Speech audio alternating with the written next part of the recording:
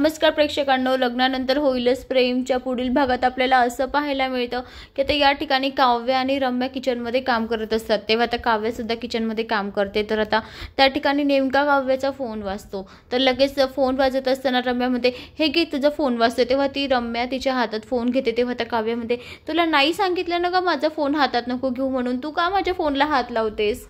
आता काव्य तिचा फोन तिच्या हातामध्ये घेते, तर आता रम्या तिच्याकडे मुद्दाम रागामध्ये बघत असते। तर आता काव्य बाजूला होऊ नये ना तिच्या मोबाईलचा पासवर्ड टाकत असते।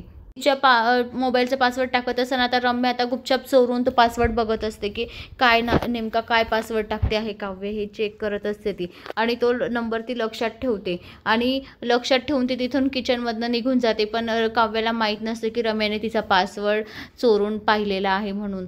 तर आता इकडे रम्या तिच्या आईकडे येते वसू आत्याजवळ आणि म्हणते, मम्मी आपलं मिशन पॉसिबल झालेलं आहे माहिती का, कारण आहे ना मी काव्याचा पासवर्ड आहे ना माझ्या लक्षात ठेवला आणि तो मी माझ्या लक्षात राहिलेला आहे तो पासवर्ड आणि मी लक्षात ठेवला। तेव्हा आता वसू सुद्धा खूप खुश होते। तेव्हा आता काव्याच्या रूममध्ये काव्या बाथरूममध्ये गेलेली असताना आता रम्या तिच्या रूममध्ये जाते, तिच्यावर लक्ष पारकच ठेवत असते ती। तेव्हा तिचा मोबाईल उचलते आणि तो पासवर्ड टाकते। तर पासवर्ड टाकून तिचा मोबाईल आता ओपन होतो आणि ती चेक करत असते की काय आहे काव्याच्या मोबाईलमध्ये काय नाही ते सगळं चेक करत असते, बघत असते।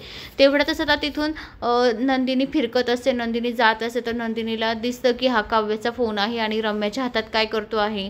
तर आता नंदिनीला इतका राग येतो की नंदिनी डायरेक्ट रम्याजवळ जाते आणि तिच्याजवळून तो मोबाईल हिसकवते। तर रम्याला खूप मोठा शॉक, म्हणजे ती खूपच धक्क्यात गेलेली असते, कारण नंदिनीने पाहिलेलं असतं की हा काव्याचा फोनमध्ये काहीतरी शोधते आहे रम्या। आता हे पाहून रम्याच्या पायाखालची जमीनच सरकते। मंडळी, अशाच मालिकेच्या नवनवीन अपडेटसाठी चॅनलला लाईक आणि सबस्क्राईब करा, शेअर करायला विसरू नका। धन्यवाद।